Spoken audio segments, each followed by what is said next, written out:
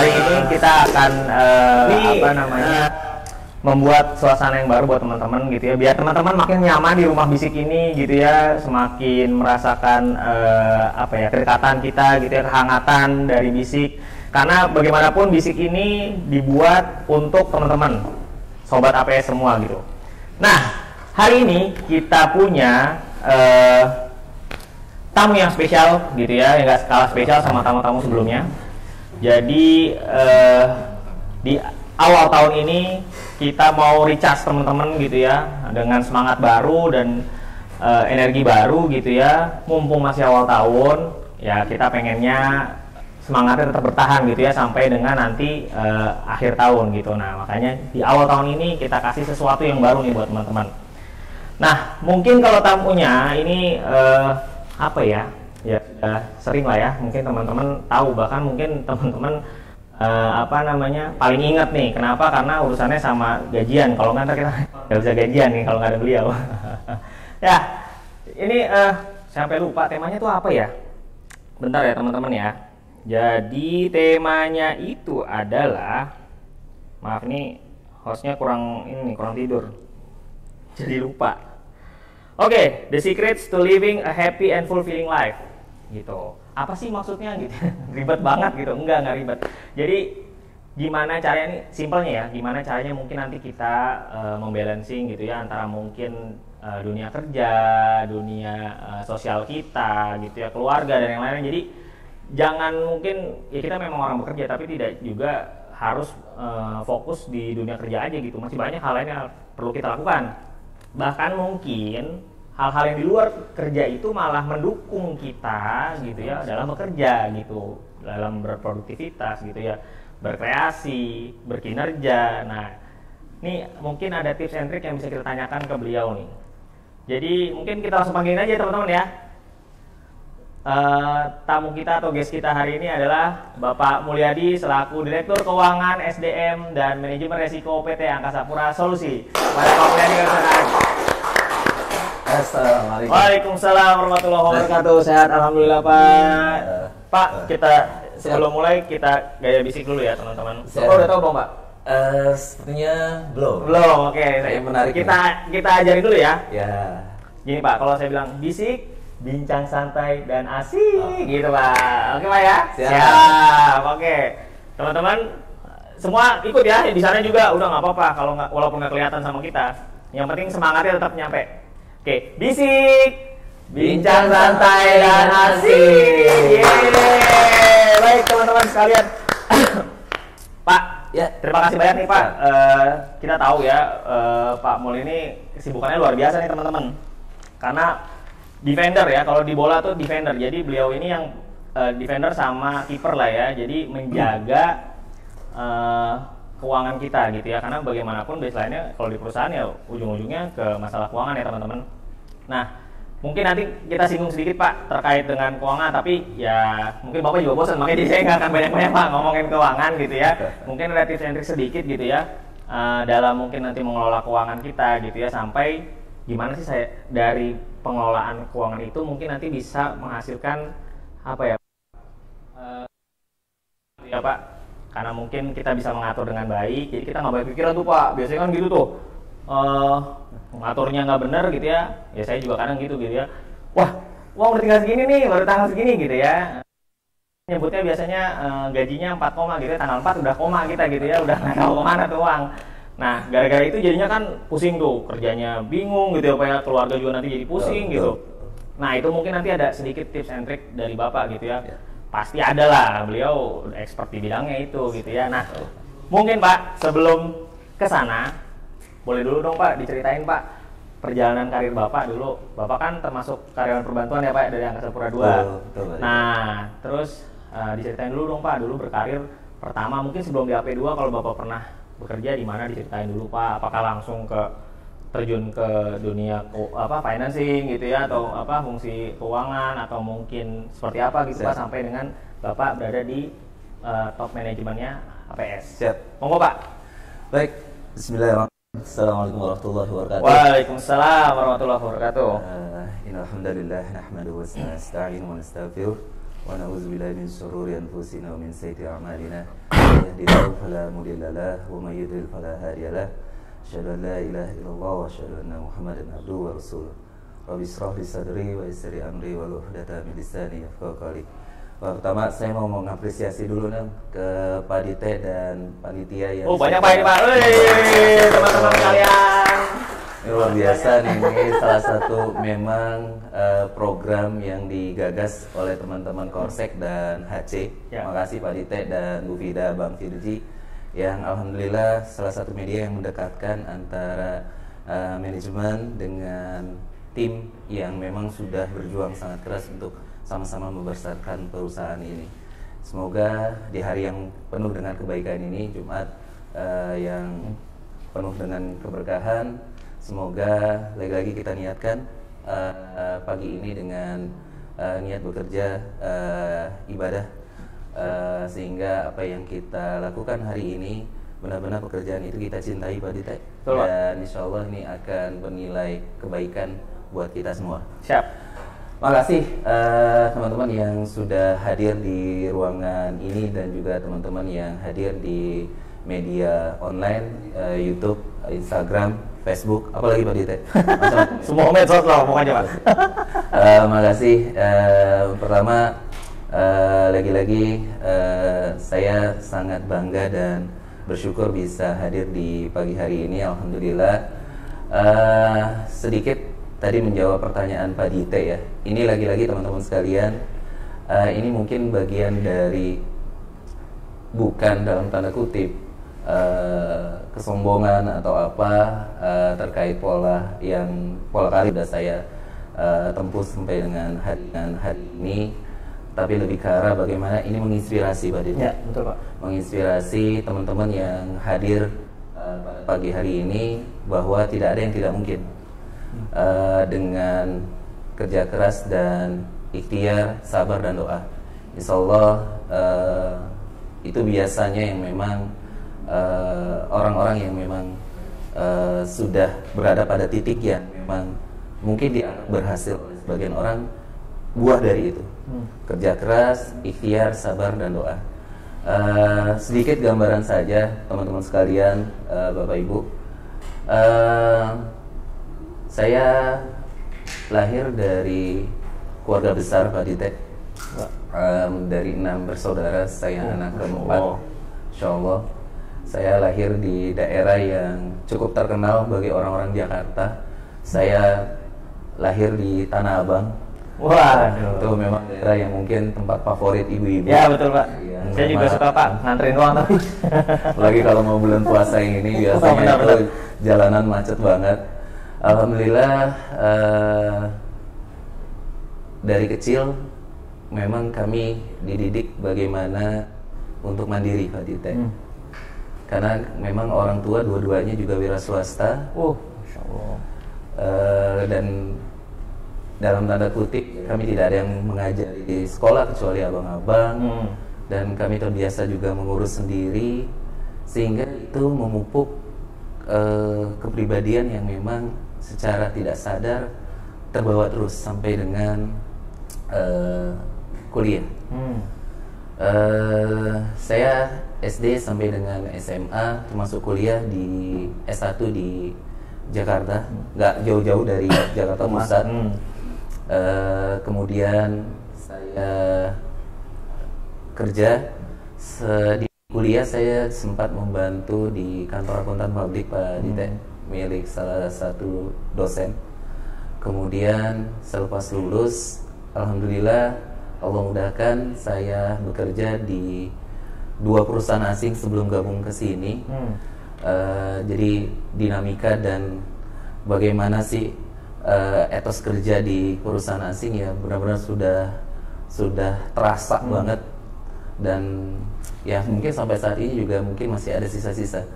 Saya di pertama setelah dari KAP itu saya di Wicaksana Overseas International, saya sebagai internal auditor pada waktu itu. Kemudian saya ke Medifarma International Laboratories sebagai accounting. Kemudian baru alhamdulillah saya bergabung di AP2 Group Saya di AP2 Group itu langsung penempatan awal di Sultan Iskandar Muda Banda Aceh. Aceh, Masya Allah. Jauh ya. Saya kalau dibilang sok ya sok, karena yang namanya anak Jakarta yang biasanya lokali cuma di Jakarta, tapi tiba-tiba langsung penempatan langsung di Aceh. Paling ujung. Paling ujung lah. Ya lagi-lagi Pak Dite, ini juga bagian dari yang tadi Pak Dite sampaikan, bagaimana sebuah proses kita bisa mencapai work-life balance. Salah satunya adalah qanaah atau berpikir positif. Saya yakin apa yang menjadi takdir kita pada hari ini atau kemarin ini merupakan yang terbaik dari Tuhan atau Allah. Saya jalankan itu dan memang Masya Allah hikmahnya banyak banget. Waktu itu saya ditempatkan di keuangan commercial accounting, 3 unit jadi 1, dan Masya Allah memang memberikan pengalaman yang banyak, dan sedikit pengalaman di swasta coba kita praktekkan di sana Pak Dite. Alhamdulillah kurang lebih 6 tahun Pak. 6 tahun saya di Sultan Iskandar Muda. Dari tahun berapa tuh Pak? Dari tahun saya berangkat ke sana itu masih ingat Pak, 3 Januari 2007. Oke, 2017 berarti Pak ya? Betul, sampai dengan Juni juga di tanggal 12 Januari tahun 2013. Masya Allah 6 tahun, 2 anak alhamdulillah lahir di sana Pak Dite. Jadi kalau misalkan nggak pindah-pindah mungkin sampai 4 anak di sana.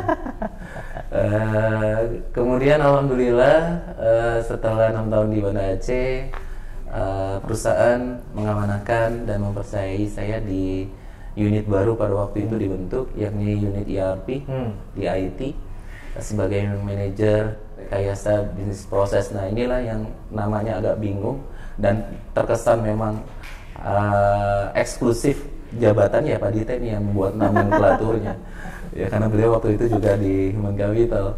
Alhamdulillah bergabung di ERP Pak Dite kurang lebih hampir 2013 sampai lumayan lama, sampai 2017,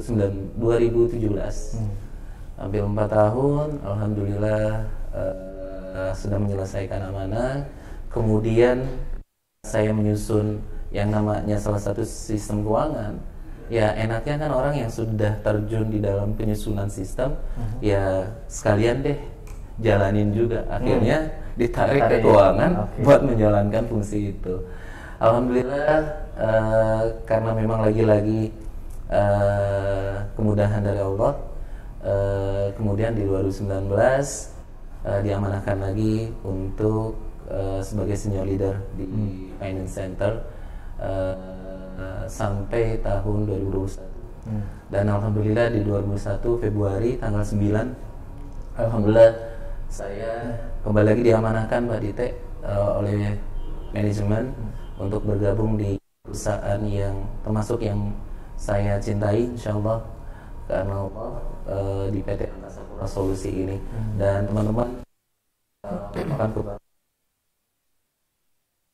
jadi keluarga besar APS dan kita bisa berbangga bahwa PT Angkasa Pura Solusi ini merupakan salah satu anak perusahaan yang terbesar di PT. Betul Pak. Dengan sizing jumlah karyawan yang hampir jumlahnya ribuan, dengan revenue sudah hampir pernah mencapai 1 triliun dan lain sebagainya. Saya yakin orang-orang yang ada di sini, baik yang ada di tempat ini maupun hadir secara online, saya yakin inilah orang-orang yang terpilih, yang orang-orang terpercaya untuk bisa mengawaki dan membersamai perkembangan Angkasa Pura Solusi ke depan. Insyaallah dengan kontribusi teman-teman, APS ke depan jauh lebih baik. Siap, insya Allah, betul Pak, betul Pak. Luar biasa nih, ini panjang banget ternyata ya perjalanannya beliau, nggak ujuk-ujuk, pokoknya di atas gitu, top gitu enggak. Nah, justru saya tertarik Pak tadi Pak. Siap. Bapak bilang dari awal Bapak ini kan keluarga besar Pak. Siap. Kemudian ternyata dari SD bahkan Bapak sudah diajarin untuk berwirausaha. Ya. Itu gimana Pak? Tadi kalau akhirnya kita nyambungin ke gimana akhirnya mungkin balancing ya Pak work life ini gitu. Kalau dulu mungkin bukan work tapi study jadinya kan. Betul. Nah, Bapak belajar harus naik ke jenjang karena kan ya kita tahu ya teman-teman ya, maksudnya di Indonesia ini jenjangnya apalagi ya kalau di sekolah itu kan harus pokoknya nilai, ya kan patokannya nilai bagus naik kelas, kalau enggak ya kita stay gitu. Nah, itu gimana Pak? Ya, makasih Pak Dite. Saya kalau cerita zaman dulu itu mungkin kadang agak melo juga ya. Kenapa nih Pak? Waduh, ini jangan pada sendu ya. Mentang-mentang mendu. Tapi mudah-mudahan ini tidak mengurangi semangat kebersamaan kita di hari ini, tapi ini bagian lebih inspirasi ke teman-teman sekalian, dan saya yakin juga mungkin ada yang lebih hebat dari teman-teman sekalian. Tapi mudah-mudahan ini bisa menjadi inspirasi. Benar Pak Dite. Jadi dari kecil memang kami dididik untuk mandiri ya, karena orang tua memang guru swasta, dan terkadang juga di tengah sehabis sekolah kami juga harus membantu dalam tanda kutip setengah hari di sana. Kehidupan yang memang sudah Allah atur dari kecil, mau tidak mau memaksa saya kecil itu untuk bagaimana menyeimbangkan. Walaupun bahasanya nggak sekeren sekarang work-life balance, tapi setidaknya bagaimana target dari orang tua, kalian disekolahi, kemudian bagaimana orang tua kemudian dibantu, itu jangan sampai kalian nilainya jelek, kemudian juga usaha yang dibantu oleh orang tua juga jangan sampai juga terbengkalai. Ya pada waktu itu memang tidak terstruktur Pak Dite. Saya harus mengetahui dulu kelemahan dan keunggulan saya pada waktu itu. Bahwa kelemahan saya itu adalah di waktu yang nggak bisa menyesuaikan kadang antara belajar dengan membantu orang tua. Tapi seiring dengan waktu, ya kadang memang jatuh itu kan harus dilakukan ya. Sebelum kita melakukan perbaikan. Pada waktu itu memang nilai sempat jatuh, kemudian ya orang tua agak kecewa. Nah dari situ yang memang akhirnya mau tidak mau saya harus menyesuaikan kapan saya harus belajar, kapan saya harus membantu, dan kapan saya, yang namanya anak kecil di sebuah kota Jakarta yang mungkin sebagian mengenal adalah daerah hitam dalam tanda kutip, daerah Bronx, karena memang di situ tempat pusatnya macam-macam, mulai dari mau yang putih ada, mau yang hitam ada. Ya sosialisasi ke teman-teman juga harus. Alhamdulillah tuh secara tanpa bawah sadar saya harus belajar sekian, saya harus membantu sekian, dan saya harus bermain sekian. Dan dari kecil itu terbentuk Pak Dite. Dan itu membuat Bapak akhirnya senang Pak, maksudnya? Dan akhirnya saya menyenangi.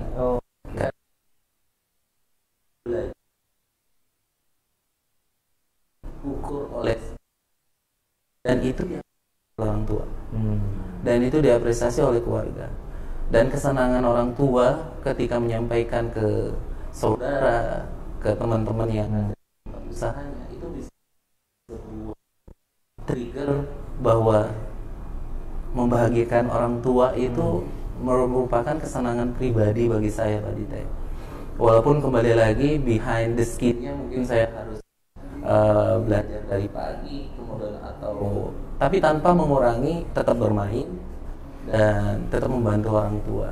Dan alhamdulillah dari kecil seperti itu, kemudian beranjak SMP, SMA, kuliah, ya lagi-lagi levelingnya beda.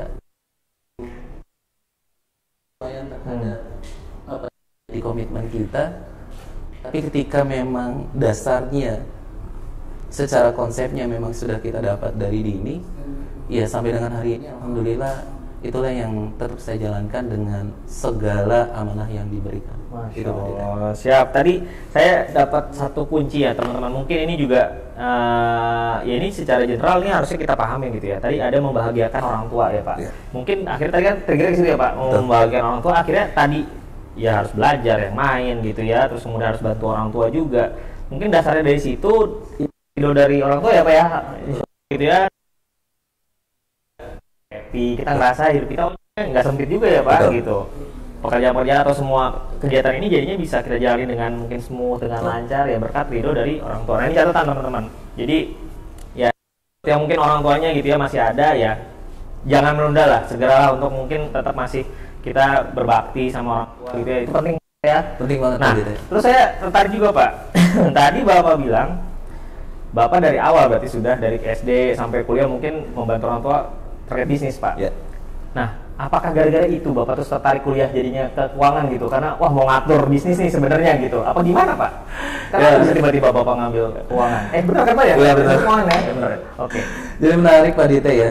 Saya itu walaupun dari kecil dididik berusaha, tapi saya dari dulu tuh walaupun nilai eksak saya tinggi, tapi saya nggak pernah suka yang namanya accounting Pak Dite. Oh malah nggak suka Pak? Saya nggak suka. Oh sekarang malah sampai mimpi kali Pak ya? Dan ini bisa juga sih. Dan ini bisa dibuktikan di semester 1, semester 2 saya. Mungkin teman-teman agak kaget. Semester 1 saya tuh di pengantar akuntansi, kalau yang dari akuntansi itu saya sempat D. Kemudian pengantar akuntansi 2 saya itu sempat E. Remedial dong Pak. Remedial bahkan. Karena memang mungkin Pak Dite kaget kali. Kira-kira saya passionnya kemana? Kemana Pak Dite? Mana ya? Mana Pak? Komunikasi. Walaupun secara karakteristik saya introvert ya, lebih banyak memang hal-hal yang sifatnya diam. Tapi saya lebih condong milih sosial di sekolah. Nah, itu ada cerita menarik di sekolah kenapa saya harus memilih sosial. Nah, dari sosial saya melihat saya lebih suka waktu itu adalah tata negara. Oh, berat nih. Makanya saya waktu itu ngambil S1-nya adalah hukum. Oh, oke. Tapi qadarullah karena memang saya pilih salah satu di UMPTN pada waktu itu gagal, dan saran juga dari orang tua. Nah, kembali lagi ini peran orang tua sangat penting. Orang tua hanya tahunya adalah bagaimana dia kuliah kemudian bisa langsung bekerja.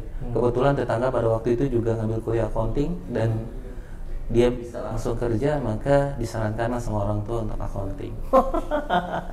Dan lagi-lagi teman-teman, ini pembelajaran juga, nggak semuanya yang kita suka itu ya harus kita jalankan. Adapun yang nggak suka itu bagian dari proses. Dan yang paling penting adalah bagaimana merubah yang tidak suka itu menjadi suka. Itu paling susah dan paling menjadi tantangan. Alhamdulillah kuncinya adalah ketika kita nurut kepada orang tua, dan saya yakin doa orang tua adalah diijabah, dan alhamdulillah saya bismillah masuk ke accounting dan sampai sekarang Mbak Dita. Masya Allah. Berarti saya jadi agak ini juga nih, merinding juga nih. Jadi sebenarnya Bapak nggak suka sama sekali juga sama accounting? Nggak suka. Kenapa saya nggak suka? Karena waktu di SMA saya agak trauma dengan teman-teman saya yang di IPA. Kenapa Pak? Karena sedikit saya di sekolah ya, saya kelas 1 itu 7 kelas teman sekalian. Kelas 2-nya itu 6 kelas. Saya waktu itu 3 besar, dan yang 3 besar itu dimasukkan ke sekolah unggulan, ke kelas unggulan. Dan 42 orang, kumpulnya itu adalah orang-orang besar dari 7 kelas itu. Istirahat ngomongin rumus. Dan dikasih kemana? Asing-asingnya menurut saya. Sedangkan saya melihat orang-orang yang di kelas non unggulan justru hidupnya bebas Pak Dita. Ya. Maka dari itulah waktu itu saya di kelas 2 masih tetap 10 besar alhamdulillah. Itulah yang sempat orang tua saya dipanggil karena saya nggak mau masuk. Bapak tetap lebih milih IPS? Saya tetap memilih SPS.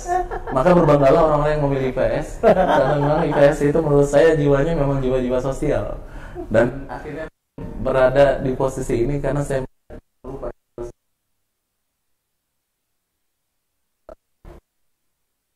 bingung tadi Bapak kan nggak suka Bapak bilang. Terus ya udahlah nih benar nggak suka cuma karena orang tua nih. Udah deh Bismillah aja gitu. Nah terus tiba-tiba switching akhirnya kan Bapak bilang dari nggak suka buat jadi suka. Nah itu gimana Pak? Karena ini yang mungkin teman-teman semuanya ya, saya juga gitu. Kadang sesuatu yang kita suka ya udah malah dihindari gitu kan Pak ya. Aduh males deh gitu. Tapi ini malah buat suka malah jadi ya akhirnya di sini teman-teman kode dulu gitu. Ini luar biasa gitu. Gimana Pak? Ya ini menarik lagi-lagi Pak Dita ya. Saya itu memang kalau sudah orang tua terkait orang tua itu memang saya azam atau komitmennya itu memang sangat tinggi. Jadi ketika IP semester 1 saya karena ada D dan E itu dan orang tua memang kecewa banget.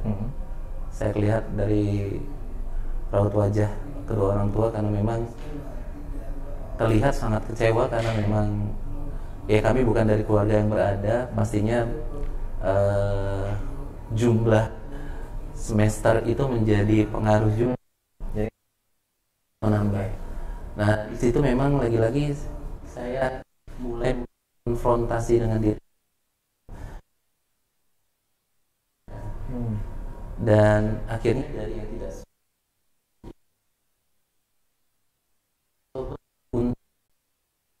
kemudian coba saya berdamai dengan diri saya sendiri.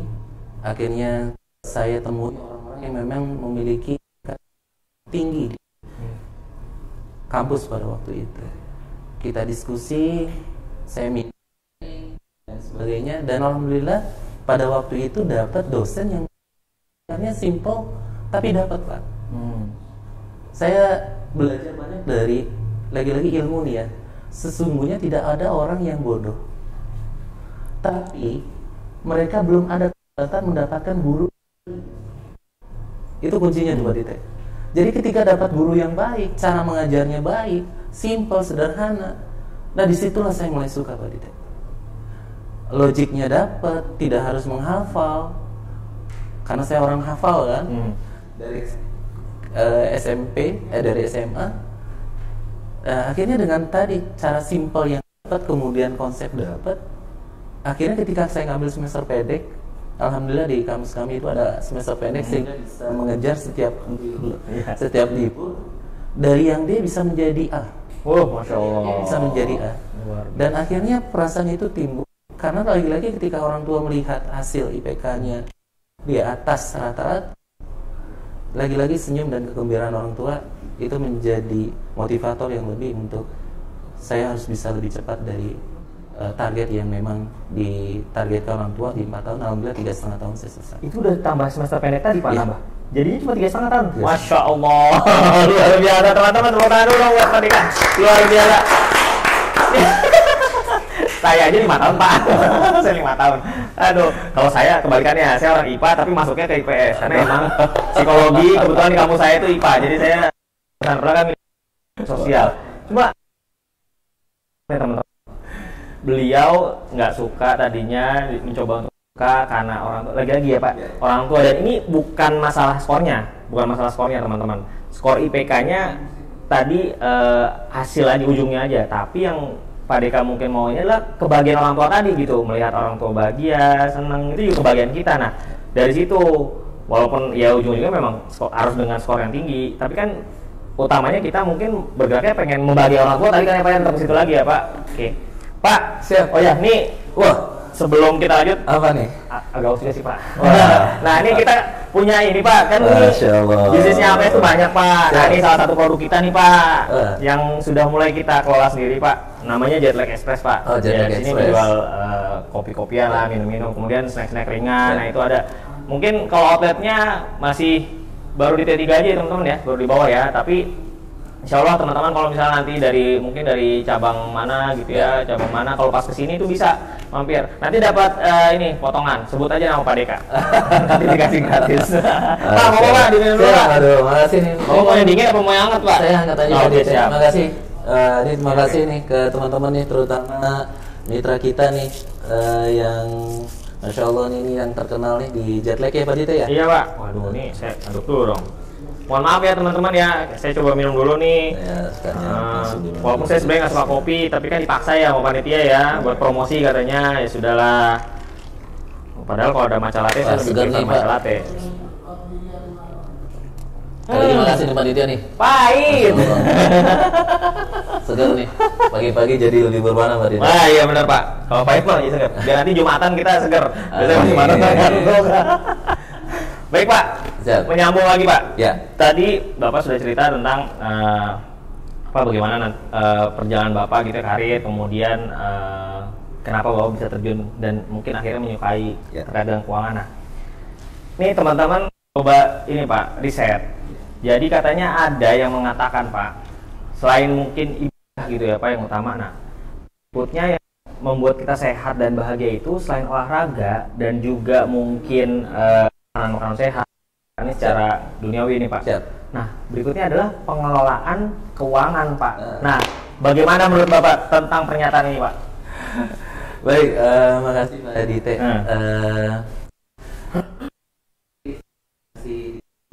Ya. satu cara yang orang yang satu dengan orang yang lain mungkin tidak persis sama Oke, begitu ya, ya. betul. Tapi setidaknya konsep ini mungkin bisa juga dipraktikkan oleh teman-teman. Karena saya juga ujuk-ujuk tidak langsung duduk pada posisi yang seperti ini. Pastinya ada masa-masa kita pernah di leveling style, leveling yang sedikit middle, sampai dengan posisi yang sampai dengan sekarang. Makasih Pak Dite. Pertanyaannya menarik teman-teman ya. Saya jujur kembali lagi orang menjadi role model Pak Dite. Saya perlu menyampaikan di sini. Ibu saya ini termasuk yang SD tidak tamat. Saya sering menyampaikan ini untuk memberikan motivasi. Bahkan kelas 1 SD-nya tidak tamat. Karena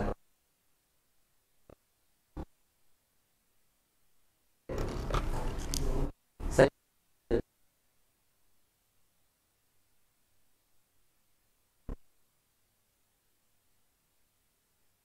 kelontong di pinggir jalan di salah satu daerah di Kebun Kacang. Teman yang kenal dan tahu daerah Kebun Kacang itu Nasi uduk Pak. atau lebih tepatnya yang pernah ke Indonesia, Kebun Kacang. Nah, disitulah tempat kami berusaha. Masya Allah ya Pak Dite ya. Karena teman-teman beliau yang juga punya usaha sama. Tapi orang tua saya itu bisa menyisihkan tiap hari yang mana pos untuk pendidikan anak, yang mana pos untuk investasi, yang mana pos memang untuk rekreasi, dan yang mana pos untuk rutin. Dengan konsep sederhana, beliau ada gelas, kemudian taruh di gelas-gelas itu. Oh ya. Pada waktu itu memang tidak sadar Pak Dite bagaimana hal-hal simpel sederhana itu kemudian tanpa tidak kami sadari beliau bisa, mohon maaf, bisa membeli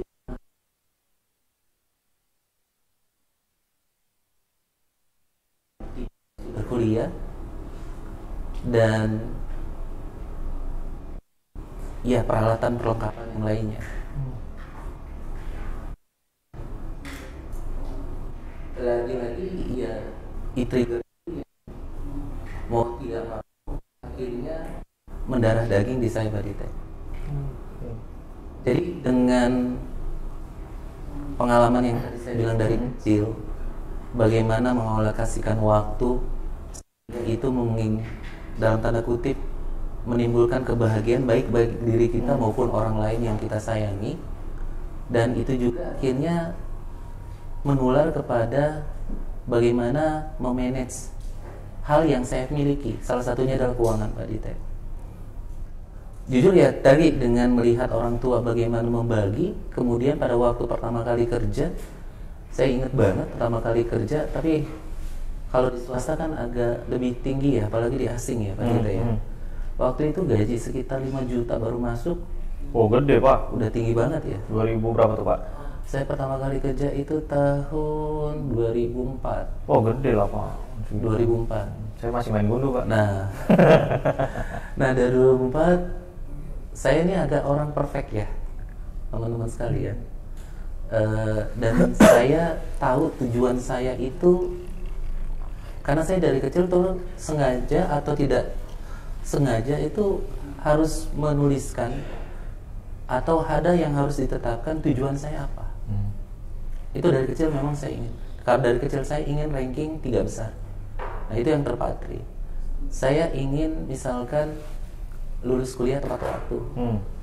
Jadi tujuan tadi sengaja saya tarik ke kehidupan pribadi saya agar itu bisa tercapai, atau kalau menjadi istilahnya yang sekarang netral dari Pak Emma adalah untuk dilampaui. Dan itu memang secara nggak sadar memang itu Pak Dite. Gaji 5 juta, saya ingin misalkan dari kecil saya senang misalkan melihat orang berkorban.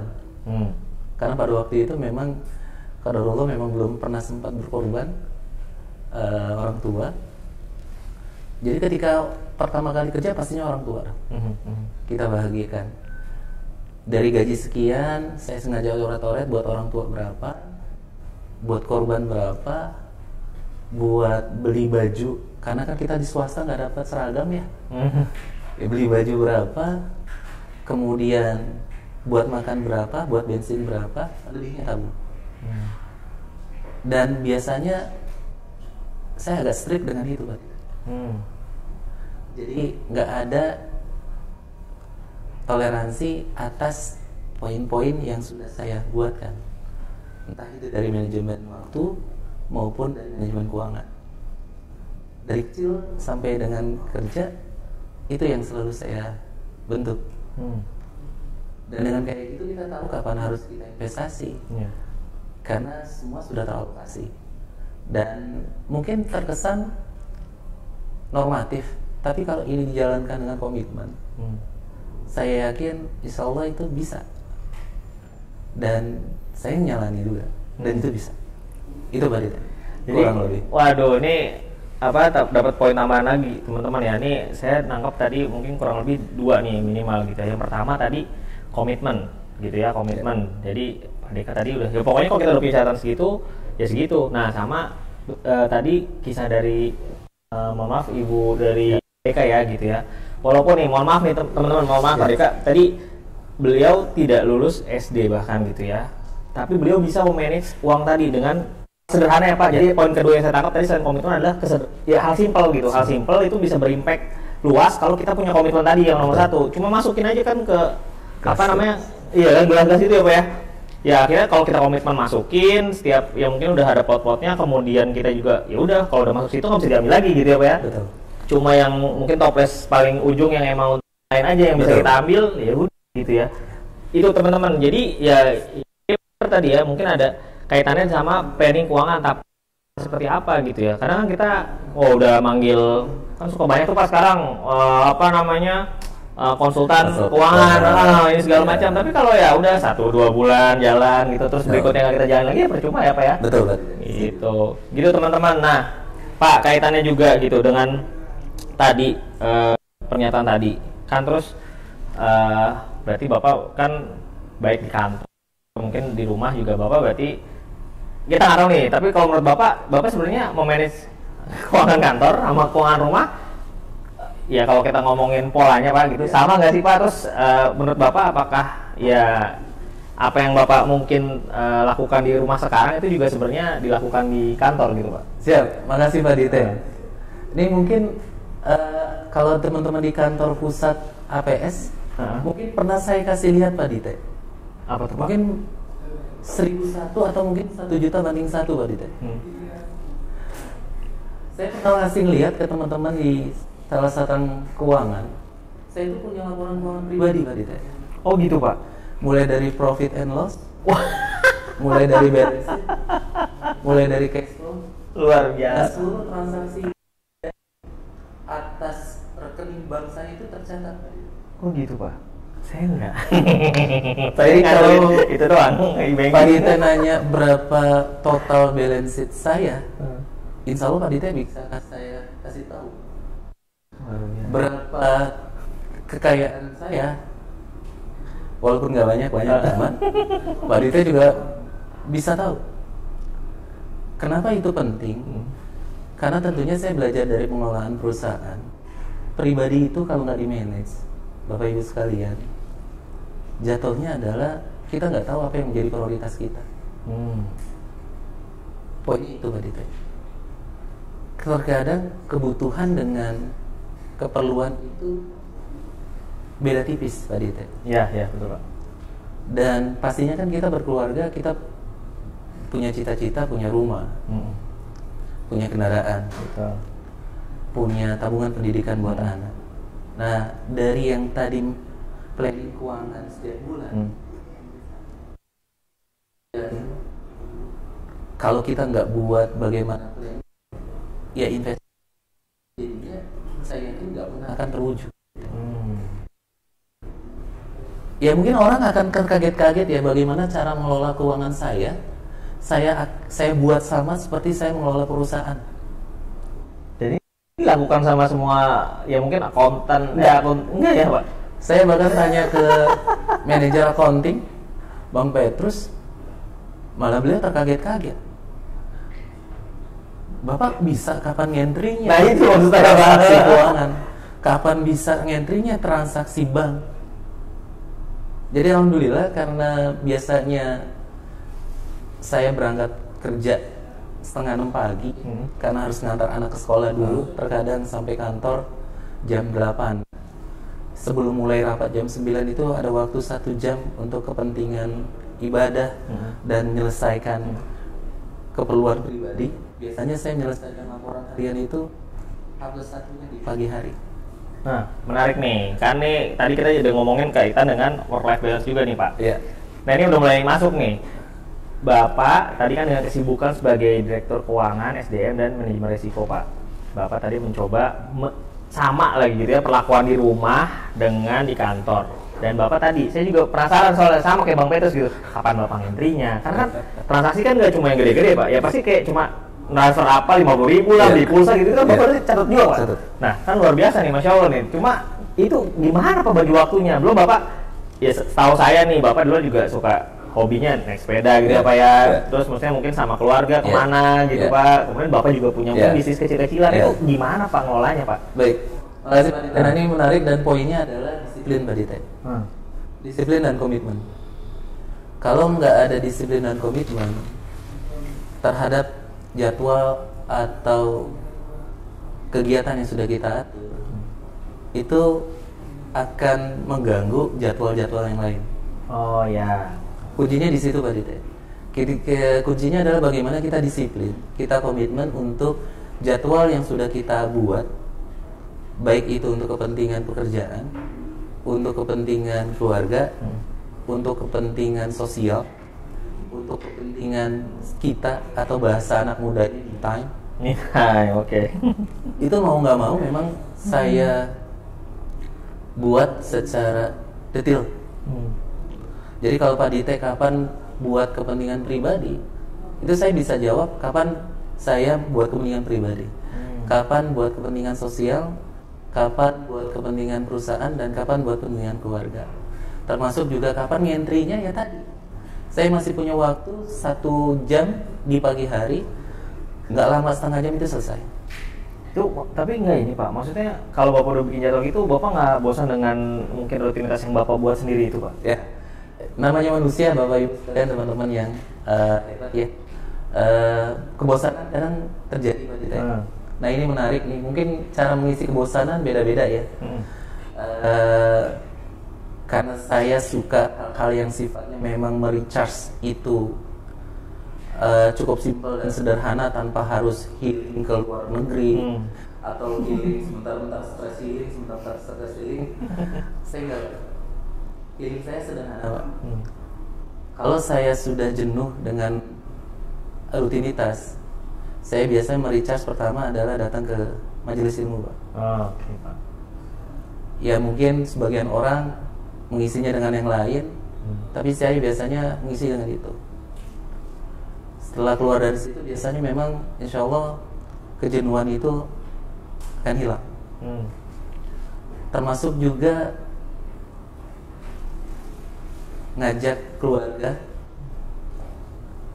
aktivitas di luar rumah, entah itu dengan menggunakan roda 2 atau roda 4, yang penting sama keluarga. Nggak usah lama-lama, mungkin sejam 2 jam. Setelah selepas itu juga hilang penat saya.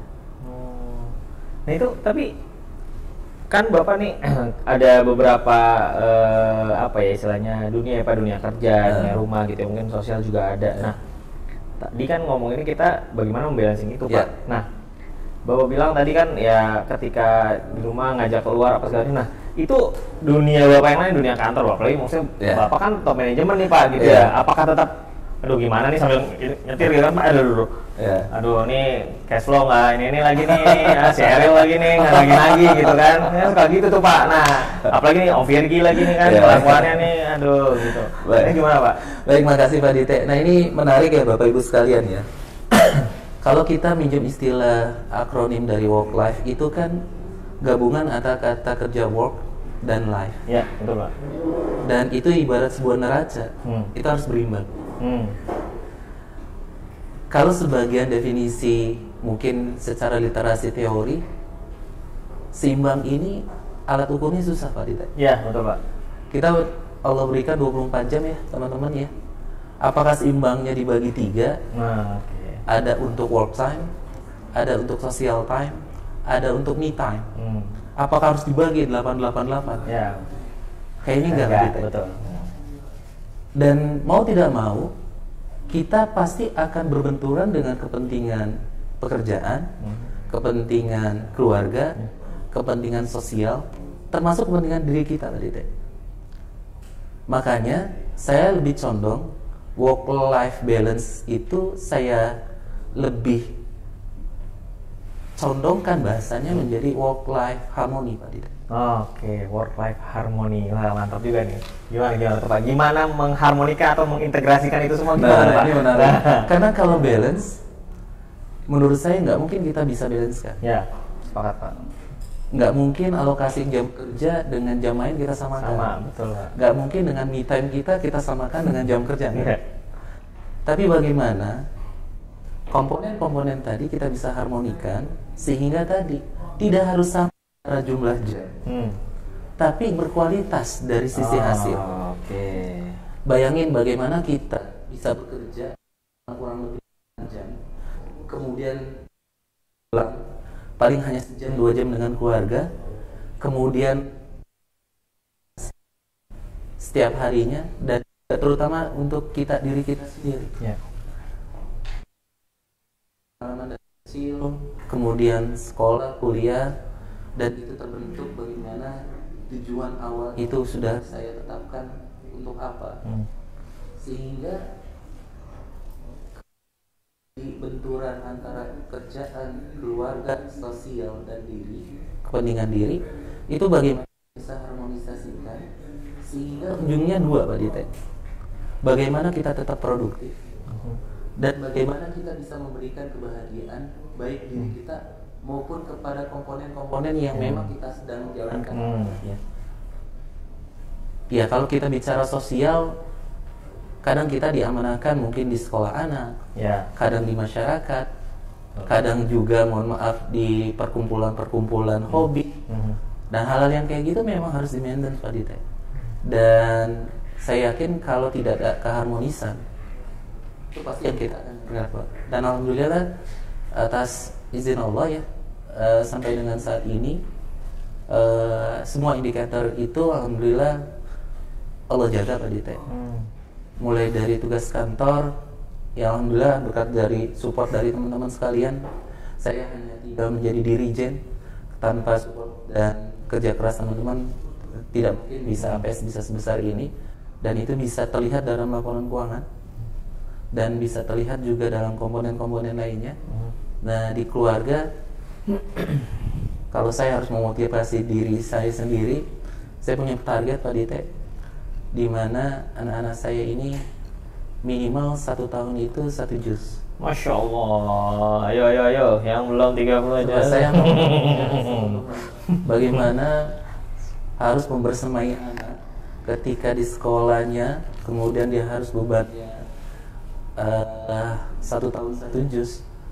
Itu kalau tanpa kolaborasi dan dalam tanda kutip komitmen dan disiplin kita, mungkin Pak Dita bisa melihat ya, padahal kalau saya gimana mengalokasikan waktu setiap pulang kerja, anak telepon, itu bagian dari saya menjalankan fungsi saya untuk mencapai tujuan saya.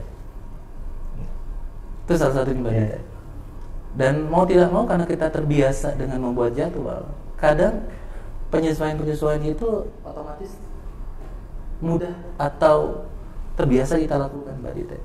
Sehingga tadi keluarga pada prinsipnya, misalkan sehabis mereka dapat mencapai target yang diinginkan, ya kita kasih keinginan sesuai dengan kemampuan. Contohnya misalkan mereka minta kemana, ya selama memang budgetnya mumpuni ya kita penuhi, sehingga ada keseimbangan. Kemudian ke masyarakat, alhamdulillah juga saya juga diamanahkan jadi salah satu ketua komite ya di sekolah anak. Terkadang juga dinamika persoalan di sekolah juga itu tinggi. Nah itu kalau nggak di-maintenance juga dengan baik juga saya yakin juga akan tidak baik buat kolaborasi antara guru dengan orang tua. Ya terakhir untuk me time saya sederhana Pak Dite. Me time saya itu ketika memang saya sudah suntuk, selain saya buka apa yang saya suka, entah di YouTube, entah di media sosial lainnya, ya kemudian kalau bisa tidur kurang lebih setengah jam, biasanya saya kembali recharge. Itu tambahan selain tadi bagaimana saya recharge diri saya. Nah, berarti Pak, ini kan tadi Bapak bilang bikin schedule ya Pak ya? Salah satunya tadi bikin schedule yang jadi kita membuat kita disiplin dan komit gitu. Nah, tadi kan Bapak singgungnya dan ya saya termasuk saksinya teman-teman. Jadi memang Bapak itu kalau misalnya pulangnya agak telat gitu ya sampai malam gitu. Nah, itu biasanya jam-jam tertentu tuh pasti di video call tuh sama anaknya langsung gitu. Jadi ini bahkan sudah internalisasi ke anak-anak ya Pak gitu. Jadi ya nggak perlu beliau yang ngingetin gitu, bahkan langsung tiba-tiba ditelepon gitu. Tapi ya mungkin karena beliau saat itu sedang ada ini biasanya agak dimundurin gitu ya, bentar gitu. Nah kebetulan saya juga yang gangguin gitu biasanya. Jadi ini bahkan nggak cuma buat diri Bapak sendiri ya Pak, itu juga harus ya untuk mendukung itu semua ya berarti sekeliling Bapak juga coba Bapak tularkan ini ya Pak. Luar biasa. Dan tadi terakhir akhirnya Bapak bilang kan mungkin tadi ada reward ya setelah apa yang mungkin kita komit, kita disiplin, kemudian kita reward. Dan ini berlaku untuk diri kita sendiri nggak Pak? Misalnya self reward kan biasanya gitu, sekarang lagi banyak nih self reward, tapi self rewardnya apa gitu tiba-tiba mumpung punya ini ada lebihan, beli apa gitu kan, jadi gitu emang self reward, tapi bulan depan ada self reward lagi, jadi bukan self reward, jadi rutinitas gitu Pak. Nah itu gimana Pak? Ya makasih Pak Dite. Terkadang memang untuk jujur self reward ini bagi saya mungkin tidak selalu materi Pak Dite. Karena juga setiap leveling itu kan saya punya tujuan memang setiap tahun biasanya berbeda Pak Dite. Dan kita mau tidak mau harus jujur dengan diri kita sendiri, di leveling sekarang tujuan yang mau kita capai apa sih? Misalkan bagi sebagian orang mau umroh,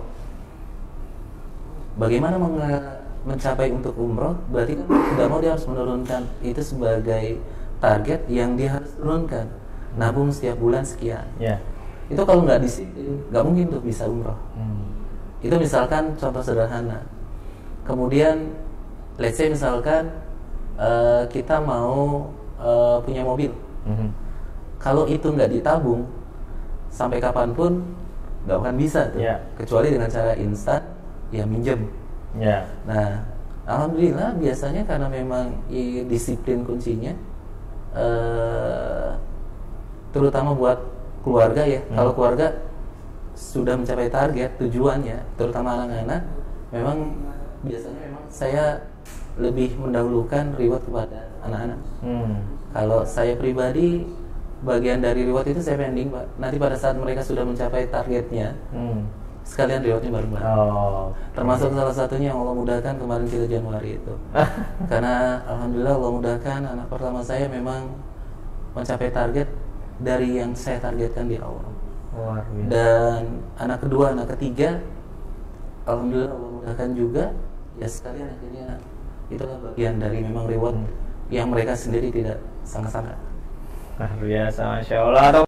Teman-teman nih, ini sangat inspiring banget ya teman-teman ya. Jadi sebenarnya saya mau nanya nih Pak, nanti mungkin Bapak kasih sedikit tambahan Pak terkait dengan tips and triknya Pak untuk tadi membalancing itu semua. Kalau tadi saya tangkap dari omongan Bapak gitu ya, pertama Bapak sudah melakukan harmonisasi jadi ya Pak ya. Jadi membalancing itu bukan berarti jamnya harus sama gitu ya. Harmonisasi bagaimana nanti output dari kualitasnya ini yang walaupun mungkin sedikit tapi kualitasnya kalau bisa sama gitu ya Pak ya. Jadi ya akhirnya balancing di sini tuh lebih kepada kualitasnya gitu ya Pak ya, bukan dalam waktunya gitu teman-teman. Jadi jangan khawatir yang mungkin 15 sampai 16 jam di kantor gitu ya kerja gitu, tapi mungkin ada beberapa waktu gitu sedikit ya bisa aja, yang penting quality time-nya itu gitu ya. Jadi walaupun sama keluarga memang mungkin lebih banyak di kantor akhirnya. Betul.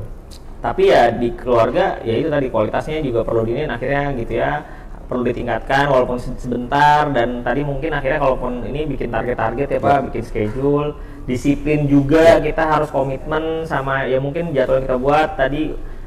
Sekarang kita harus ngapain, urusan kantor, nanti urusan keluarga di sini. Kalau weekend mungkin lebih banyak keluarganya, gitu ya, kantornya diiniin. Nah, disiplin dan komitmen itu juga. Nah, ada tips and trick lain nggak Pak? Kira-kira untuk tadi mengharmonisasikan semua itu Pak? Iya, baik, makasih Pak Dite. Mungkin lagi-lagi ini bisa diambil oleh teman-teman ataupun tidak, ya pastinya menyesuaikan dengan kondisi masing-masing ya Pak Dite ya. Tapi overall apa yang saya jalanin ini kurang lebih, kalau kita melihat literasi-literasi yang ada mengenai bagaimana seseorang menyeimbangkan atau mengharmonisasikan antara pekerjaan dengan kehidupannya, kurang lebih yang saya bisa sebutkan yang pertama, bismillah, kita sempurnakan niat kita dulu deh. Niat kita ini mau apa sih? Bekerja. Bekerja karena apa sih? Apakah karena bekerja karena dunia, materi, jabatan, atau apa? Kita harus luruskan dulu niat kita ini. Yang kedua, setelah niat itu sudah ada, kita harus punya komitmen dan disiplin. Karena dengan niat tanpa adanya komitmen dan disiplin itu menurut saya agak susah untuk saling mengatrol. Kemudian yang ketiga, bagaimana work-life harmony ini bisa jalan? Teman-teman harus terbiasa membuat target. Harus berbiasa dengan target.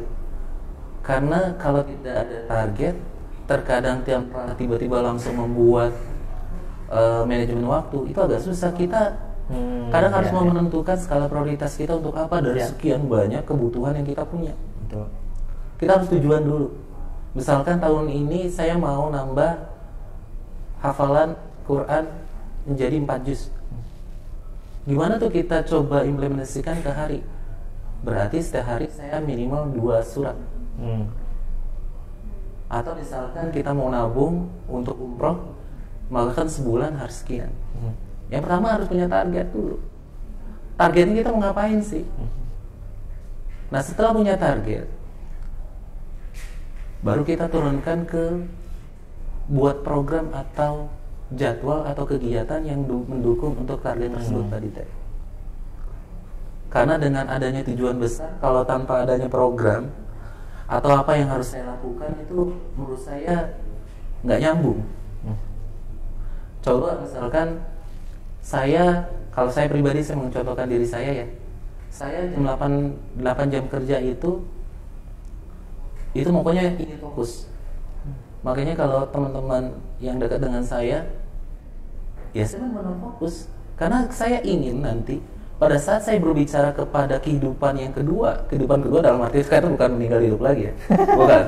Jadi pada saat saya harus nanti setelah dari kantor kemudian ke sosial atau ke keluarga, saya nggak boleh memikirkan apa yang ada di pekerjaan. Mungkin kalau teman-teman mengenal istilah job burnout, itu teman-teman harus banyak melatih. Bagaimana di luar pekerjaan, teman-teman jangan memikirkan pekerjaan. Itu salah satu clue juga Pak Dite, agar hidup kita ini bahagia. Berarti bukan berarti kita ya udah jadi lepas jam kerja matiin handphone, nggak gitu juga. Maksudnya adalah kita jujur dengan diri kita sendiri. 8 jam kerja kita ini udah kita isi dengan apa sih? Pasang target, hari ini saya menyelesaikan A, hari ini saya harus menyelesaikan B, saya harus rapat dengan A, saya harus rapat dengan B. Terkadang akhirnya waktu menjadi nggak terasa. Dan teman-teman harus terbiasa dengan itu. Nah, ketika kita sudah jam 8 jam kerja, kemudian harus masuk ke wilayah keluarga, ya pekerjaan itu, mohon maaf, kita fokus gantinya.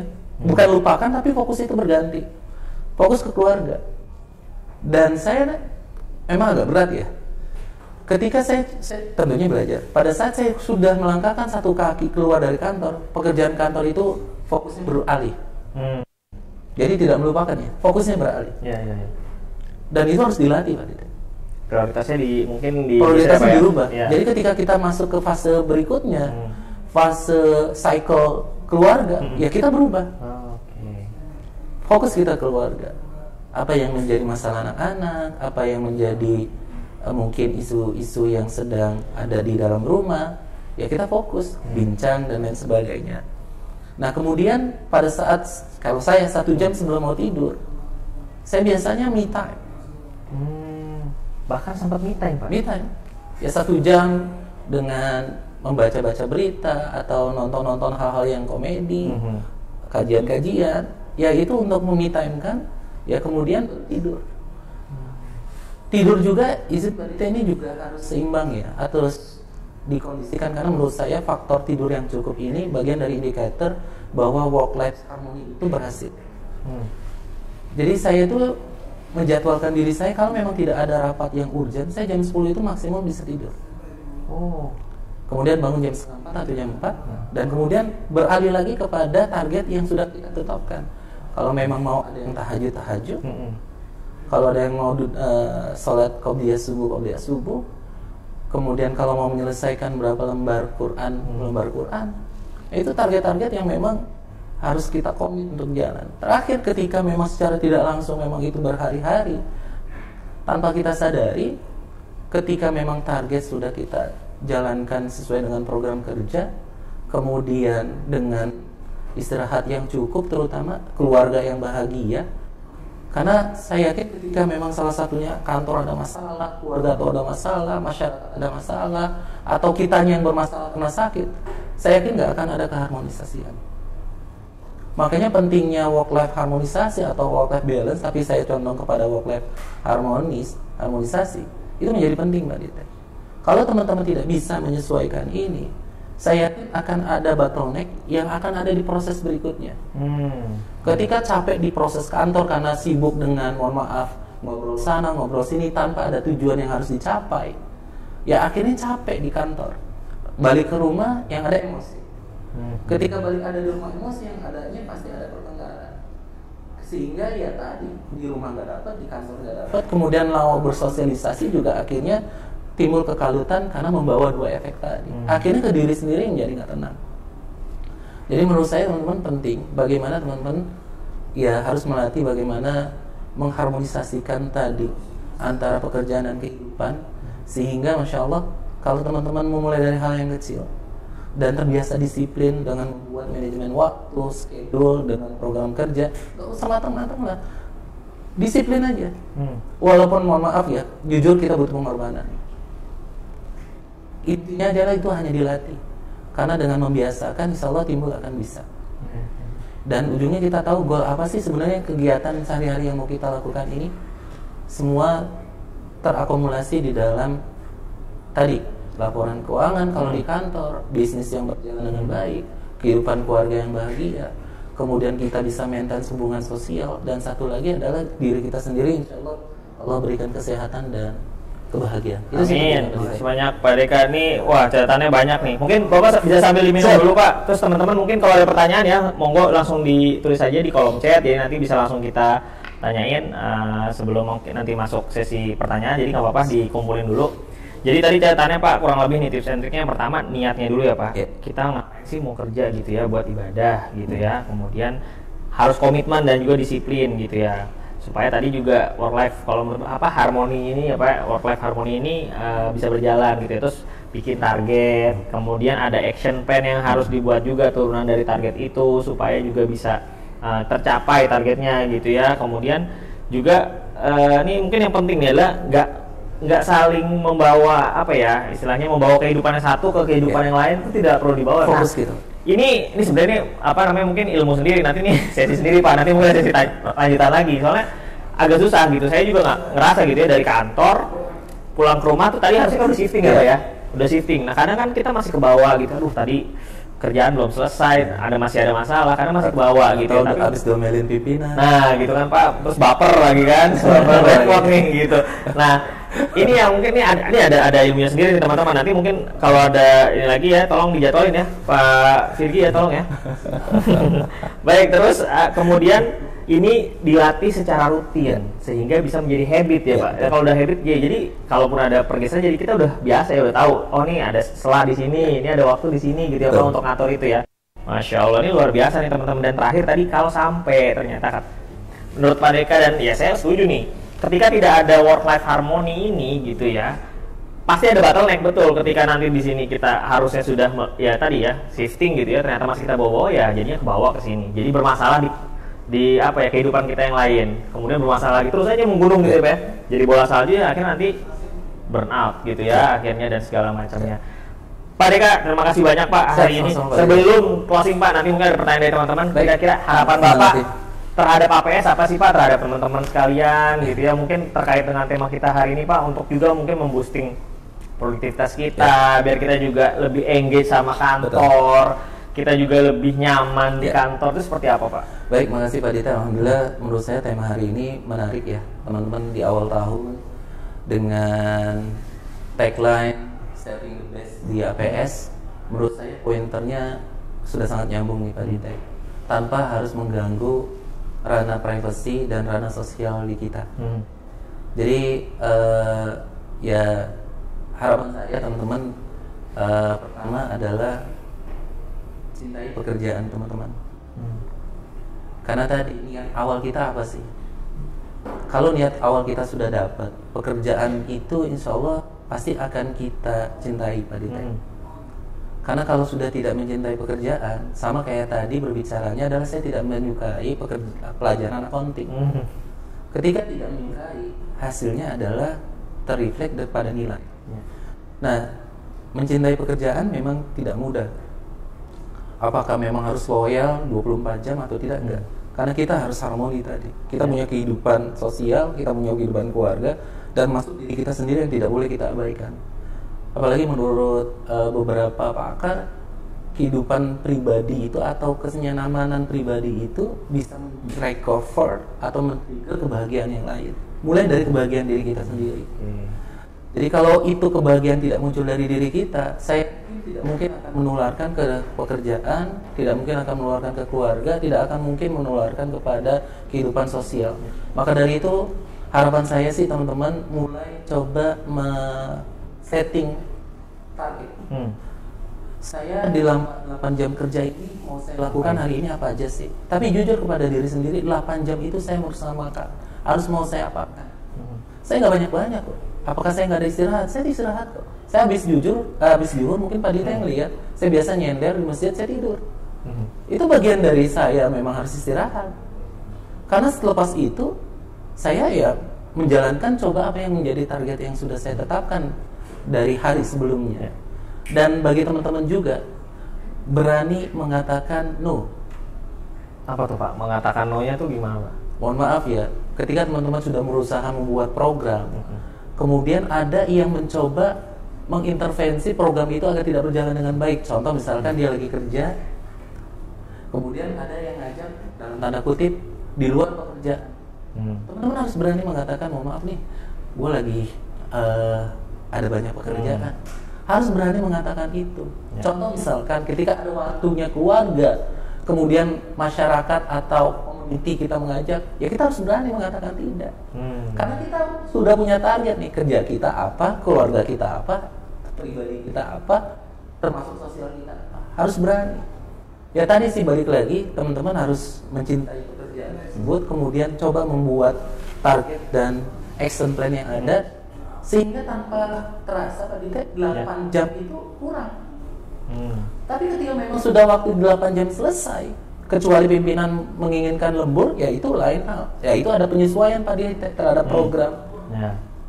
Kayak termasuk tadi Pak Dita, kalau saya harus pulang jam 8, yang tadinya setoran anak jam setengah 7, jadi jam berapa? Jadi setengah 9. Sesederhana itu. Nah kemudian yang tadinya rapat dengan komite sekolah habis maghrib, kemudian ya kita rubah lagi jadi besoknya. Sesederhana itu.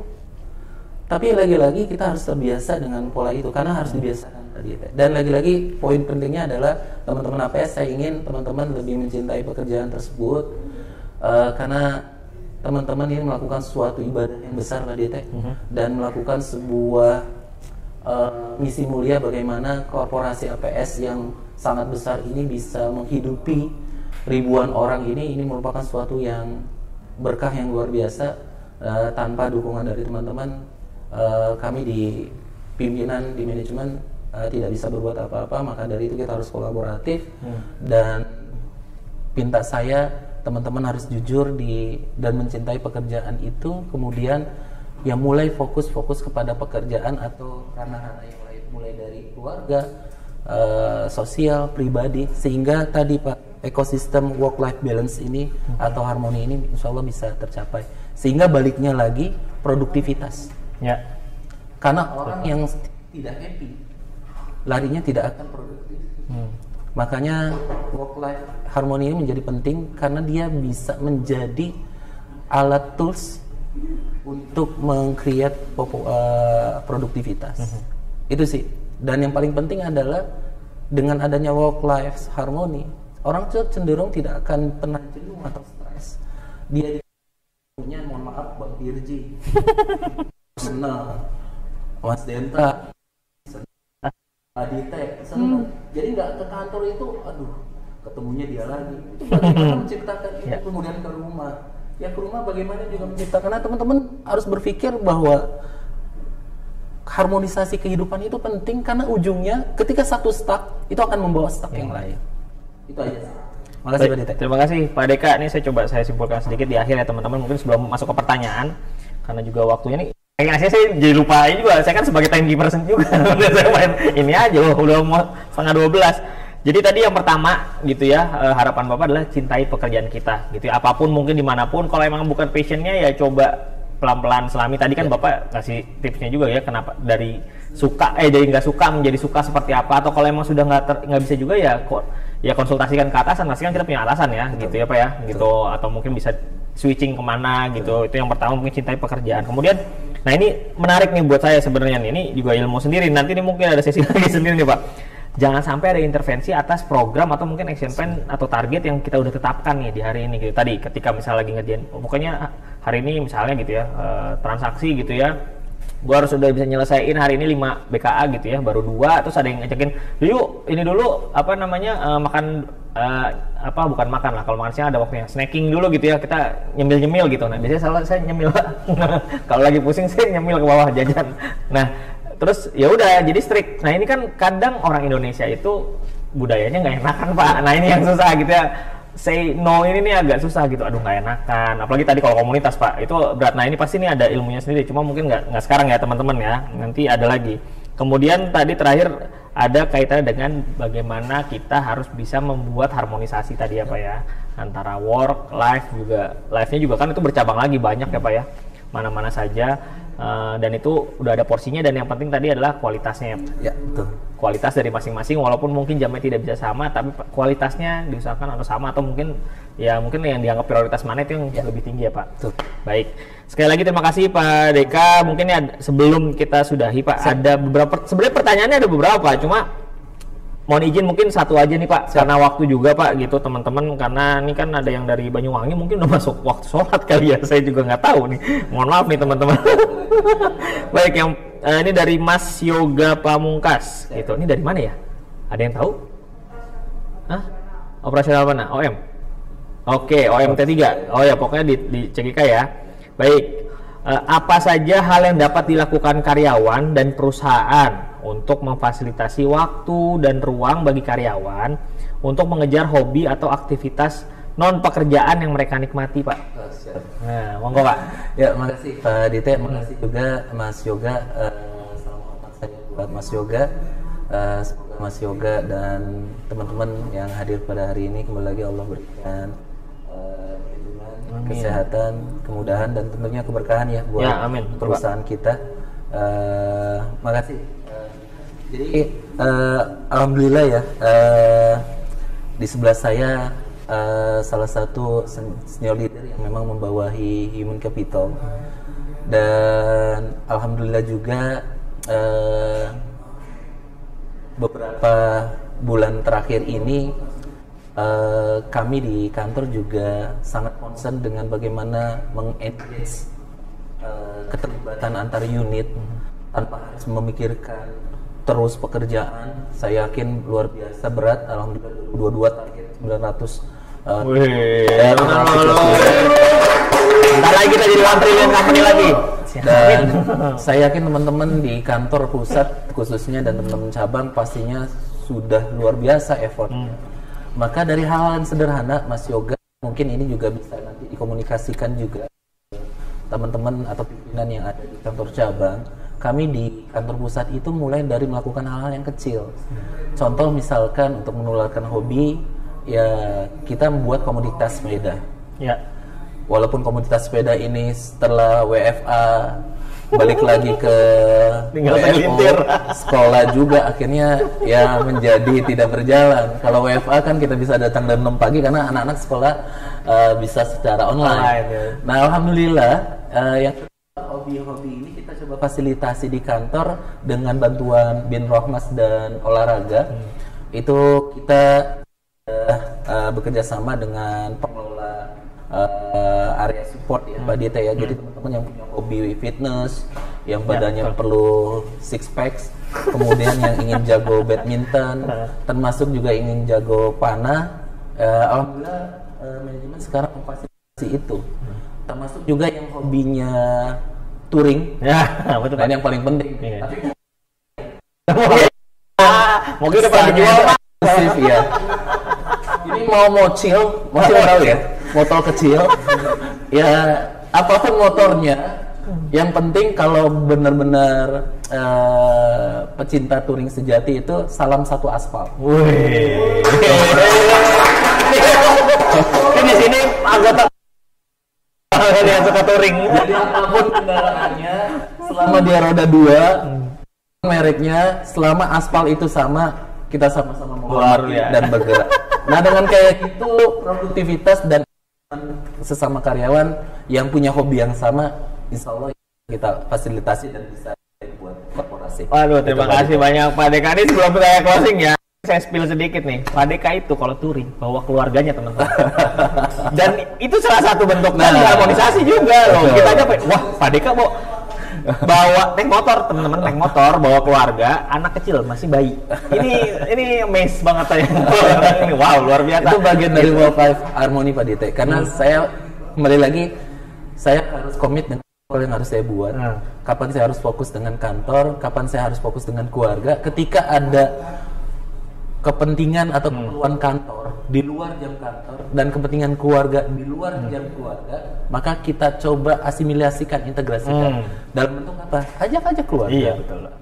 Bareng-bareng atau di perjalanan kita coba fokus untuk lebih kepada rekreasi. Nah ini kerennya Pak Deka bener ya, ketika lagi safar gitu atau touring gitu ya, kalau ngomongin kerjaan malah diomelin, masih aja ngomongin kerjaan gitu loh, padahal kitanya malah yang dibawanya kerjaan. Pak Deka ngapain ngomongin kerjaan lagi, kayak nggak ada tempat lain gitu. Ini luar biasa teman-teman. Sekali lagi tepuk tangan dong buat Pak Deka. Pak Deka, terima kasih banyak atas waktunya Pak. Luar biasa nih, sangat menginspirasi sekali. Kita mohon dukungannya juga Pak.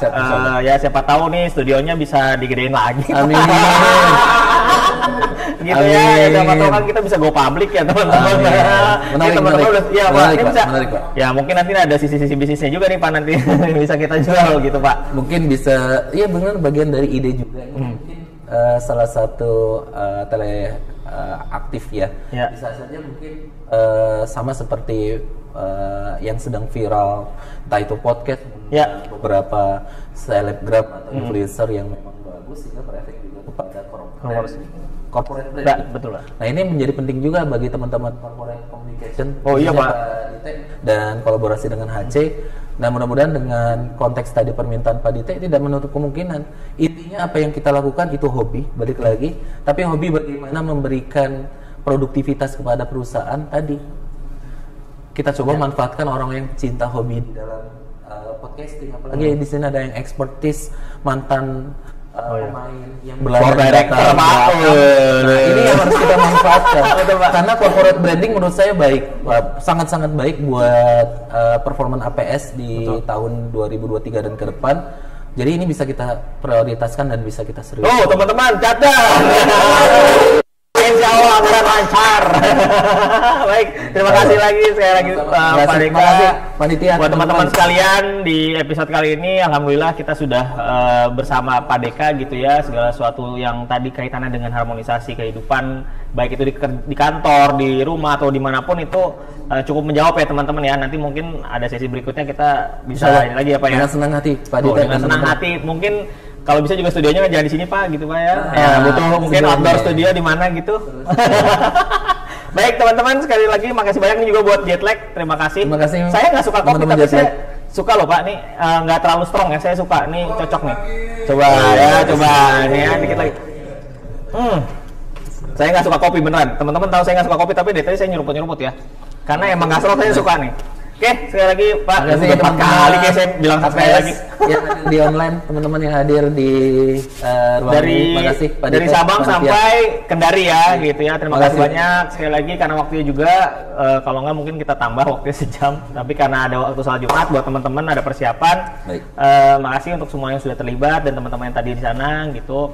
Kita akan ketemu lagi insya Allah pada bisik berikutnya. Mungkin kalau teman-teman yang punya ide gitu ya, apa sih yang mau dibahas atau mungkin bintang tamunya siapa sih gitu ya. Secara internal ya, ini kita mau nyari teman-teman juga yang mungkin punya talent ya Pak. Betul. Mungkin Sepakat. ada pengalaman-pengalaman sharing. tertentu untuk sharing di sini gitu ya. Kalau emang nanti ada teman-teman dari mana gitu, dari Aceh, dari mana, monggo silakan sampaikan aja ke teman-teman ke ke panitia atau ke kru, nanti kita bisa jadiin satu tema tersendiri gitu. Oke, makasih banyak teman-teman. Saya tutup dari topik wadaya. Assalamualaikum warahmatullahi wabarakatuh. Waalaikumsalam warahmatullahi wabarakatuh. Bisik, bicara santai dan asik. Terima kasih teman-teman.